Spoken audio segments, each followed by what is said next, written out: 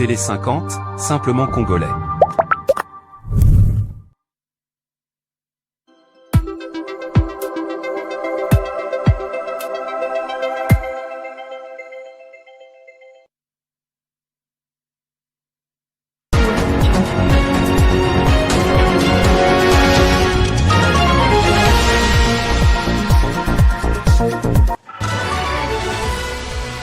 Le président congolais Félix-Antoine Tshisekedi a officiellement lancé jeudi un dialogue national pour la paix, la cohésion et la refondation de l'État. Selon Félix-Antoine Tshisekedi, le processus commencera dans les 26 provinces avant les assises nationales à Kinshasa et ne devra pas dépasser 3 mois. Pour ses loyaux services rendus à la nation, le lieutenant-général Kassongo Kabwik, désormais inscrit dans l'ordre national au grade de commandeur. Par la même occasion, il a reçu des mains du chef de l'État la médaille de mérite agricole. Et puis un incident s'est signalé à la frontière entre la RDC et le Congo-Brazzaville au niveau de Makontimpoko. Les autorités de deux pays qui disent ignorer pour le moment les raisons de cette escalade déplorent tout de même des pertes en vies humaines sans préciser le nombre exact des victimes. Un incident frontalier qualifié de regrettable par Thérèse Kaikwamba, ministre des Affaires étrangères. Nouveau journal sur Télé 50, bienvenue à tous. Je l'ai dit dans les titres. Pour ses loyaux services rendus à la nation, le lieutenant-général Kassongo Kabwik a été élevé au rang de commandeur dans l'ordre national, marquant ainsi une reconnaissance officielle de son parcours. Par la même occasion, il a reçu la médaille agricole, saluant son engagement à la tête du service national. La cérémonie de décoration a été présidée par le chef de l'État. Le premier décoré est le lieutenant-général Kassongo Kabwik, le commandant du service national. Il a su donner du contenu à ses services par la reconstruction humaine et la réinsertion sociale de la jeunesse. Ceux qui, jadis, avaient contribué à la délinquance juvénile dans la capitale sont les mêmes qui participent à son assainissement.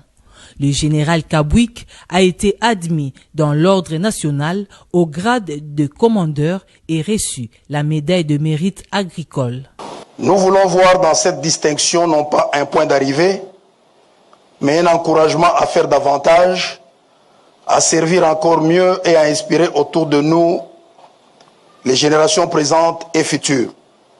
Aujourd'hui, dans notre pays, cette jeunesse désœuvrée, parfois désespérée et enchaînée par la délinquance, s'est transformée en catalyseur du développement durable et intégré de la République démocratique du Congo à travers les missions assignées au service national par votre suprême autorité.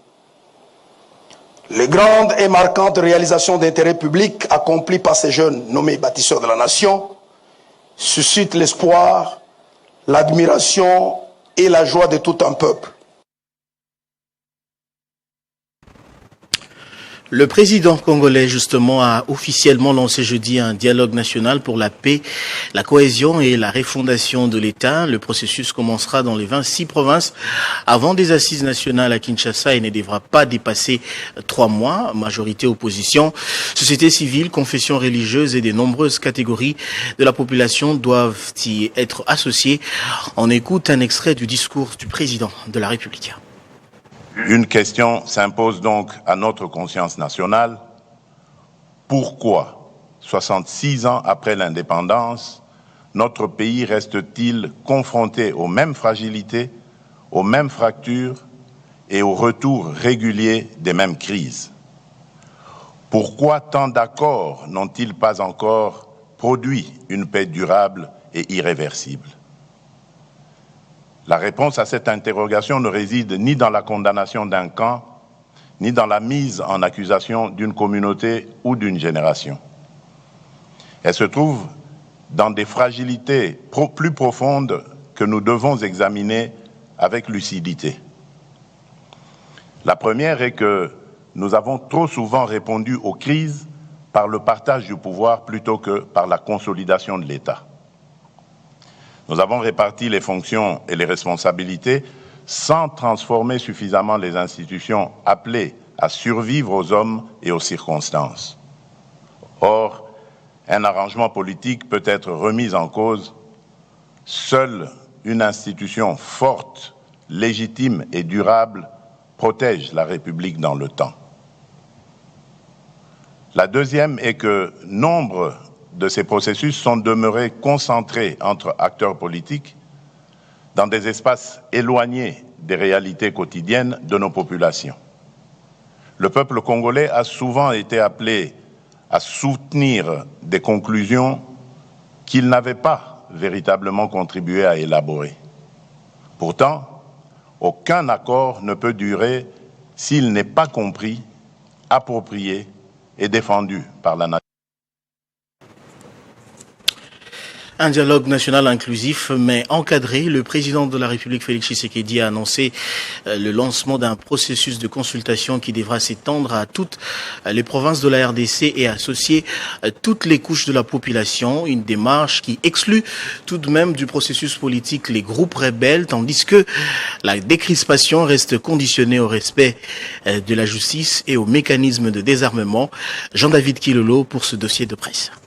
Le chef de l'État, Félix-Antoine Tshisekedi Tshilombo, annonce le lancement d'un processus de dialogue national de 3 mois, ouvert à toutes les composantes de la société congolaise. L'objectif affiché, parvenir à un pacte national pour la paix, la cohésion et la refondation de l'État, sans remettre en cause les résultats de l'élection de 2023, ni transformer les dialogues en partage des responsabilités. Cette initiative du chef de l'État ne devrait pas se limiter aux seuls acteurs politiques. Le président de la République veut associer les différentes couches et catégories de la population à travers des consultations qui devront être menées dans l'ensemble des provinces du pays. Une ouverture qui s'accompagne toutefois des lignes rouges clairement établies. Premier principe, pas de remise en cause des résultats du scrutin de 2023. Le dialogue ne doit donc pas devenir un cadre de contestation ou de renégociation de la dernière présidentielle.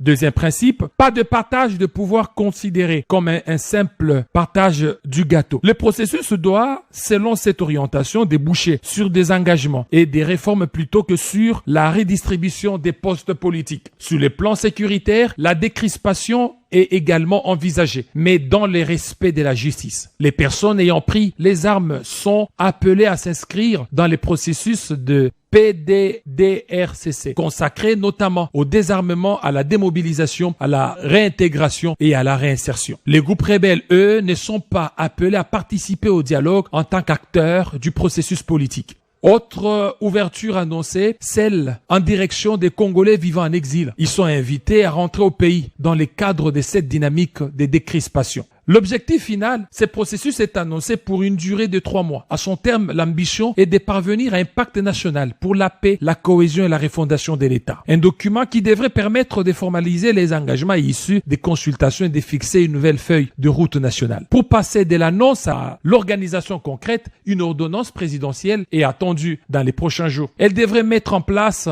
un comité chargé d'organiser et de conduire les processus, notamment les différentes consultations annoncées à travers le pays. Les enjeux. Ce dialogue pose plusieurs questions. Quelle sera la composition exacte du comité d'organisation? Quelles seront les différentes catégories des populations consultées? Comment garantir la représentativité des consultations dans les provinces? Quelle articulation entre dialogue, justice et les processus de démobilisation-réinsertion? Quel statut pour les acteurs politiques de l'opposition? Et surtout, quelles seront les mesures concrètes contenues dans le futur pacte national? Après plusieurs mois de débats autour de la nécessité d'un dialogue national, le chef de l'État veut désormais passer à l'acte. 3 mois de consultations sont annoncés pour tenter de dégager un consensus national. Un processus dont la finalité affichée est claire, la paix, la cohésion nationale et la refondation de l'État. La prochaine ordonnance présidentielle devrait donner le coup d'envoi institutionnel à cette nouvelle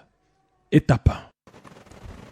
Toujours à ce propos, la coalition Lamouka de l'opposant Martin Fayulu se réserve toutefois pour le moment et promet de révéler sa position sur le discours du chef de l'État à l'issue d'une réunion avec tous les leaders de la C64. Une déclaration commune est donc attendue dans les heures qui suivent.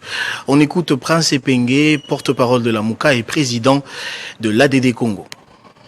Nous avons suivi le discours de M.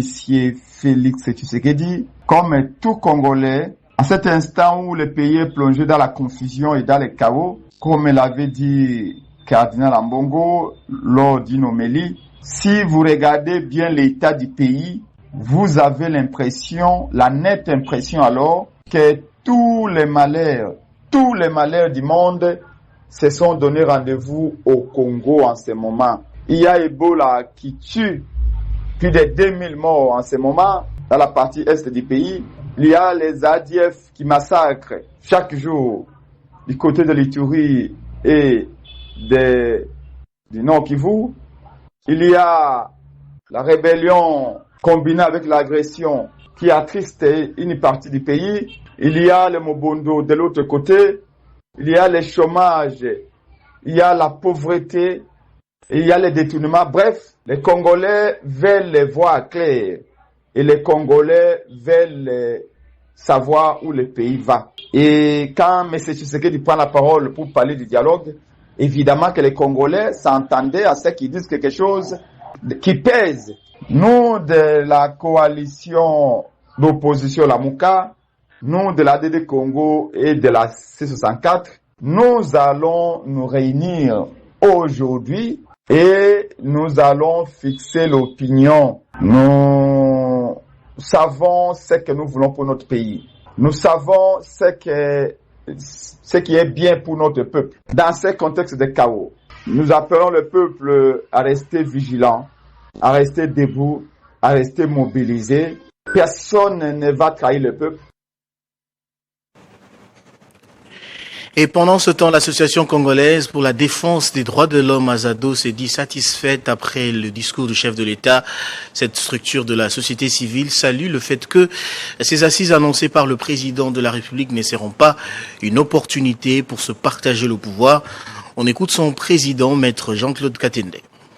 Après avoir entendu le discours du chef de l'État sur le dialogue national, nous pouvons nous dire que nous sommes totalement satisfaits parce que ce discours reprend un certain nombre de principes que l'Azado a toujours défendus. Considérons que le dialogue ne va pas être un lieu pour se partager le pouvoir. Pour nous, le pouvoir s'acquiert par la voie des élections. Et donc, il ne peut pas être obtenu par la voie des conciliabules politiques. Nous souhaitons que le président Tshisekedi continue son mandat jusqu'à la fin, conformément à la Constitution, et qu'en 2028, il puisse partir du pouvoir. Le président est revenu aussi sur la participation des citoyens. Je pense que ça, c'est très important. On ne peut pas construire une démocratie en excluant les citoyens, en faisant du dialogue une question des politiciens. Le fait que les pré-dialogues au sein de provinces vont avoir lieu, c'est déjà une bonne stratégie pour faire participer les citoyens. Le président de la République est revenu, je voulais dire, sur une question très importante pour nous, c'est la lutte contre l'impunité. Et donc, le dialogue ne va pas être une blanchisserie. Et nous avons dit, autant les gens qui ont pris les armes, l'AFC M23 avec la bénédiction du Rwanda, ne participent pas à ces dialogues.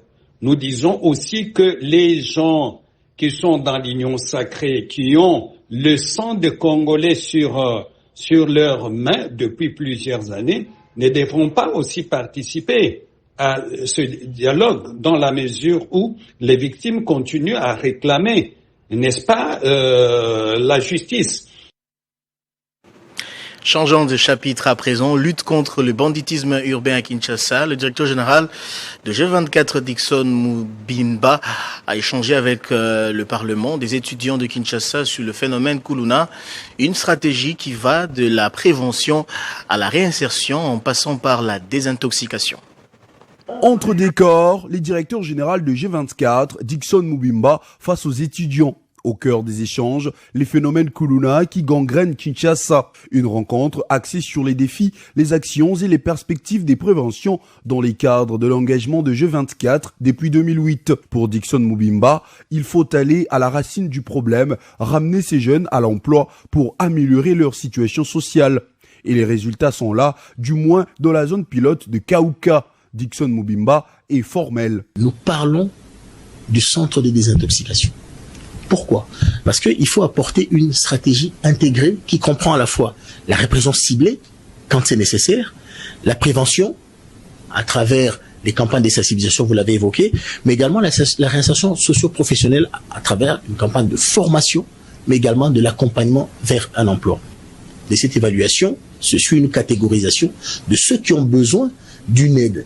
80% des jeunes aujourd'hui Kuluna agissent sous l'effet de la drogue. Et donc la drogue que vous consommez régulièrement, cette drogue-là a de l'impact sur votre comportement. Quelle est la recette ? Une stratégie intégrée en 3 axes. La répression ciblée quand c'est nécessaire, la prévention à travers les campagnes de sensibilisation et surtout la réinsertion socio-professionnelle par la formation et l'accompagnement vers l'emploi. Mais pour les directeurs généraux des G24, une pièce maîtresse manque encore à l'édifice. Un constat alarmant. On va vraiment créer une chaîne de valeur.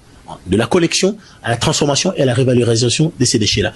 Mais simplement, la proposition des valeurs, ce qu'on fait un peu différemment des autres, c'est que nous allons ramener des bacs de poubelle dans les maisons. Bac bleu, bac vert. Bleu pour tout ce qui est déchets organiques, et puis bac vert pour les plastiques, parce que derrière, il y a la transformation, etc. D'où son plaidoyer pour la création d'un centre de désintoxication. Sans cette étape, prévient-il, les risques de récidive restent très élevés, même après une formation ou un passage par le service national. Et puis le ministère de l'Éducation nationale et Nouvelle Citoyenneté a lancé une table ronde à Kinshasa depuis ce jeudi pour pérenniser la scolarisation des filles au Kasaï. À 4 jours de la rentrée scolaire 2026-2027 fixée au 1er septembre, l'éducation de la jeune fille demeure au cœur des priorités gouvernementales.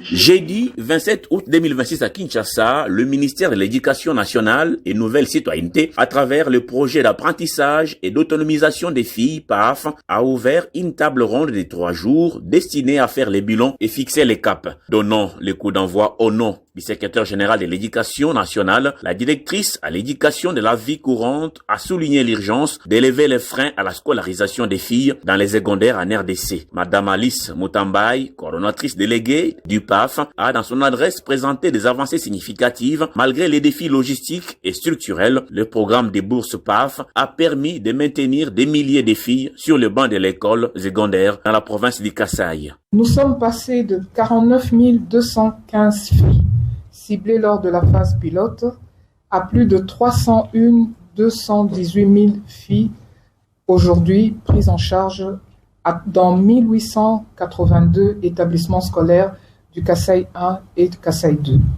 En prenant en charge les frais scolaires, techniques et des épreuves certificatives, tout en allouant une subvention directe aux tuteurs, nous avons levé une barrière financière qui fermait autrefois la porte de l'école aux jeunes filles.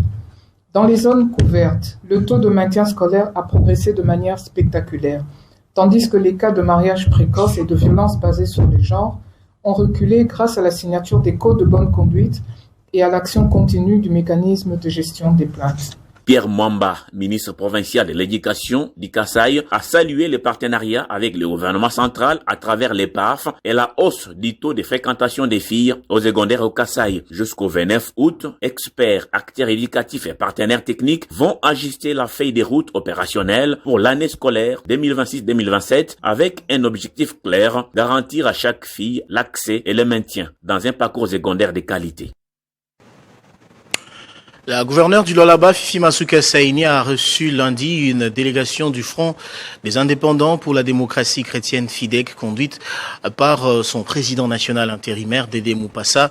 Cette délégation est venue présenter officiellement à l'autorité morale de cette formation politique, membre de l'Union sacrée de la nation, le nouveau président national de la Ligue des jeunes du FIDEC, Shekin Malanji, ainsi que les membres de son comité après leur prise des fonctions. En sa qualité de président national du Front des indépendants pour la démocratie chrétienne, Fidèle Dédé Mupasa, accompagné de Shekin Malandi, président national de la Ligue des jeunes, a été reçu mardi 25 août 2026 par la gouverneure du Lualaba et autorité morale de cette formation politique de l'Union sacrée de la nation. Les échanges ont essentiellement porté sur les conclusions du congrès du parti tenu au mois d'avril à Kolwezi. Les résolutions adoptées lors de ces assises avaient notamment conduit à plusieurs mises en place au sein de cette formation politique. Cette rencontre a également été l'occasion pour le président national de FIDEC de présenter officiellement à l'autorité morale les membres du comité national de la Ligue des jeunes. Vous savez qu'il y a quelques temps, on a fini avec notre congrès. Il y avait des résolutions qui suivaient. Nous, en tant que président à l'intérim, nous devons mettre la musique en action. Et il est nécessaire de revenir auprès de concepteurs, visionnaires du parti, de montrer comment nous marchons avec toutes ces recommandations. Donc il était temps pour nous d'amener les comités de jeunes, le nouveau comité des ligues des jeunes qu'on devait représenter pour recevoir ensemble des orientations fixes, nettes et à la volonté, à la vision de ce qu'elle a prévu pour la jeunesse des FIDEC. Le président national de la Ligue des jeunes, Shekin Malandi, annonce la présentation prochaine de son chronogramme d'activité, un programme destiné à redynamiser la Ligue des jeunes et à renforcer son implication dans les activités de ce parti. Notre agenda sera dévoilé d'ici peu. C'est quelque chose qui est d'abord en train de se préparer parce que nous avons beaucoup de stratégies et cette stratégie d'abord on devait venir avec le président chez l'autorité morale pour présenter ces stratégies pour qu'elles nous orientent. Ainsi, le Front des indépendants pour la démocratie chrétienne tient à ranger sa communauté juvénile en ordre utile derrière le président Tshisekedi pour faire face aux enjeux politiques, sociaux et sécuritaires de l'heure en RDC. Poursuivons ce journal pendant ce temps. Bientôt, les producteurs agricoles du Grand Katanga vont passer de la culture de subsistance à une agriculture mécanisée. Au cours d'une formation organisée à Lubumbashi cette semaine, la société Congo Agro-Industrie s'est engagée en outre à fournir des équipements agricoles de pointe pour atteindre cet objectif. Du 24 au 26 août 2026 à Lubumbashi, plus de 700 exploitants agricoles du Haut-Katanga, du Lualaba, du Haut-Lomami et de Kinshasa ont bénéficié d'une formation de haut niveau sur la mécanisation agricole et la transformation agroalimentaire.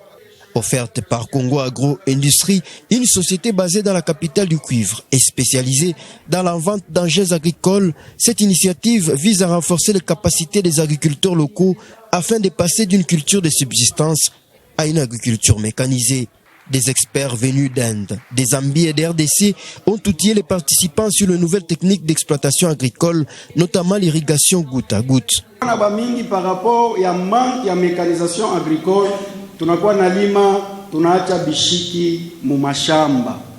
pour Henri Ilunga, directeur général de Congo Agro-Industrie, la sécurité alimentaire du Grand Katanga et par-delà celle de la RDC passe obligatoirement par la mécanisation agricole. Avant de lancer mon kilimo, avant balimaji de lancer mon kilimo, il faut bien comprendre ni kitu kalibe kwenda kufanya.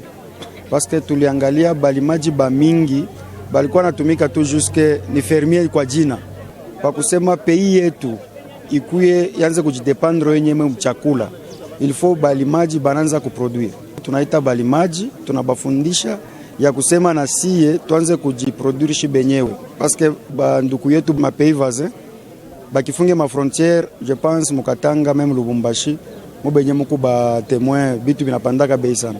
Congo Agro-Industrie offre ainsi la possibilité aux agriculteurs de se procurer localement et au meilleur prix des engins agricoles afin d'augmenter leur capacité de production.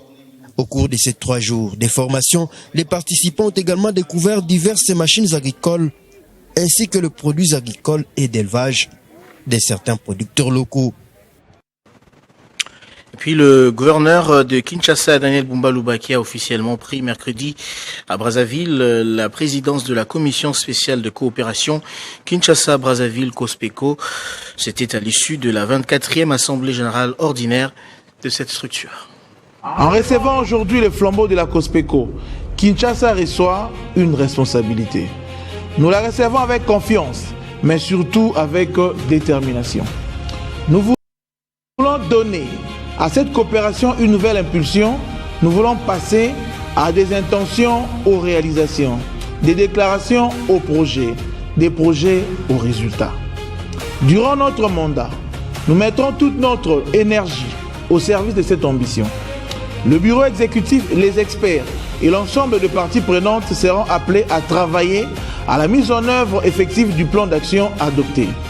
Notre ambition est simple, faire de la COSPECO un cadre de coopération plus concret, plus opérationnel et plus viable, capable d'apporter des réponses aux préoccupations quotidiennes des populations de Kinshasa et de Brazzaville. C'est à cette condition que notre coopération prendra tout son sens. C'est à cette condition que la fraternité entre nos deux villes cessera d'être seulement une évidence pour devenir une véritable force de transformation. Et puis, les infirmiers montent au créneau pour réclamer la concrétisation des engagements pris par le gouvernement en faveur du personnel de santé. Ils exigent notamment l'intégration de la paie complémentaire dans l'état liquidatif. L'Union nationale des infirmières et infirmiers du Congo, unique en sigle, dénonce pour la 1e fois avec force et indignation le silence coupable du ministre des tutelles malgré le procès-verbal du 17 juillet 2026 ainsi que la correspondance lui adressée par l'intersyndicale du secteur de la santé en date du 17 août 2026. Ce mutisme persistant traduit un mépris manifeste envers les agents de santé, habitués depuis trop longtemps à des promesses qui ne se concrétisent jamais totalement. Trop c'est trop. Les mécontentements grandissent et exposent gravement la population à payer les lourds tributs des injustices subies par les professionnels infirmiers. Face à cette attitude, l'UNIC appelle solennellement ses membres et l'ensemble des infirmières et infirmiers à se préparer à prendre en charge leur destin professionnel, car c'est la lutte qui libère. Si le dialogue sincère n'est pas instauré, la hiérarchie syndicale donnera un mot d'ordre clair tel que vous les demandez et nous serons prêts à agir collectivement pour défendre notre dignité et imposer la justice sociale. 35 déclarations pour une action. Notre unité, c'est notre force. Et puis pour terminer cette nouvelle en bref, un incident a été signalé à la frontière entre la RDC et le Congo-Brazzaville au niveau des Makontimpoko. Les autorités de deux pays qui disent ignorer pour le moment les raisons de cette escalade déplorent tout de même des pertes en vies humaines sans préciser le nombre exact des victimes. Un incident frontalier qualifié de regrettable par Thérèse Kayikwamba, ministre des Affaires étrangères de la République démocratique du Congo, en séjour de travail au Congo Brazzaville. C'est un dossier sur lequel nous reviendrons dans nos prochaines éditions. Venons-en, rappel des titres à présent. Le président congolais Félix-Antoine Tshisekedi Tshilombo a officiellement lancé jeudi un dialogue national pour la paix, la cohésion et la refondation de l'État. Selon Félix Tshisekedi, le processus commencera dans les 26 provinces avant des assises nationales à Kinshasa et ne devra pas dépasser 3 mois. Pour ses loyaux services rendus à la nation, le lieutenant général Kassongo Kabwik, désormais inscrit dans l'ordre national au grade de commandeur. Par la même occasion, il a reçu des mains du chef de l'État la médaille de mérite agricole. Et puis un incident signalé à la frontière entre la RDC et le Congo-Brazzaville au niveau de Makontimpoko. Les autorités de deux pays qui disent ignorer pour le moment les raisons de cette escalade déplorent tout de même des pertes en vies humaines sans préciser le nombre exact des victimes. Un incident frontalier qualifié de regrettable par Thérèse Kaikomba, ministre des Affaires étrangères de la RDC. Place à présent à la revue de presse.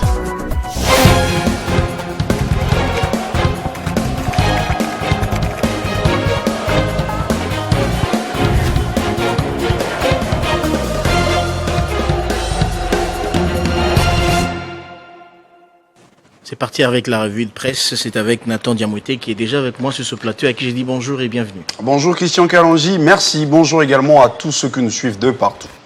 Alors, dialogue national inclusif, Félix Tshisekedi donne le feu vert, mais sans les ennemis de la République. Ah, tout à fait, Christian Kalonji, un seul titre qui revient à la une de plusieurs journaux parus ce vendredi en République démocratique du Congo. Et bien Christian Kalonji, le temps est désormais donné, comme l'affiche ce premier journal Congo Nouveau qui titre tel que vous êtes en train de le voir. Tshisekedi lance un dialogue sans Kabila ni M23. Le dialogue national voulu par le chef de l'État exclura d'emblée l'AFC M23 et Joseph Kabila. Une exclusion assumée justifie cette fois le journal exclusif RDC au nom de la défense de la République pour les conflits armés. Le seul cadre reste donc Doha. D'ailleurs, Christian Kalonji, comme nous le démontre ici, le maximum qui révèle dans son édition Kinshasa et M23 s'accordent une feuille de route en Suisse. L'hebdomadaire fait savoir que les deux parties se sont entendues sur une procédure commune pour donc traiter les violations du cessez-le-feu, premier test de ces dispositifs, et donc la province du Sud Kivu. Mais pour la presse en ligne, le flou persiste. Wise.cd estime que l'adresse du président de la République, Félix Tshisekedi, laisse un goût d'inachevé, très attendu sur le format, le calendrier, les participants et l'ordre du jour. L'allocution est restée évasive. Aucune date, aucun facilitateur désigné, aucun agenda officiel. Les consultations menées par l'A5O et l'ECC, elles, restent sans suite concrète. Côté organisation, nous explique cette fois Radio France Internationale qui rapporte une précision. Les confessions religieuses seront bien associées au sein de la commission préparatoire pour instaurer donc la confiance, mais sans en assurer la médiation ou la direction. Et aussitôt, le flot des réactions, Christian Kalonji, les débats sur l'inclusivité est lancé. Et déjà, l'initiative de Félix Tshisekedi semble déjà être divisée. D'un côté, ce sont des soutiens cités par l'ACP. Jean-Lucien Boussa adresse ses félicitations au président de la République pour avoir ouvert la voie à un dialogue au service de la paix et de la stabilité. Pour les ministres de l'aménagement du territoire, les moments décisifs exigent donc la hauteur, le courage et l'unité. De l'autre côté, ce sont des critiques dans Mediacongo.net. Christian Mwando dénonce une vaste kermesse proposée par Félix Tshisekedi. Plus tranchante encore, Christian Kalonji, c'est donc Francine Mouyumba sur son compte X. Elle rapporte plutôt toujours Mediacongo.net. Elle écrit, je cite, on ne peut être à la fois partie, arbitre et maître de règles du jeu. Elle dénonce donc une fixation unilatérale du format, de l'agenda et de la liste de participants par les pouvoirs. Je vous remercie de votre présentation. C'est moi qui vous remercie, Christian. Et nous saluons tous les téléspectateurs qui nous suivent depuis Singini dans le Congo profond grâce à Télé 50.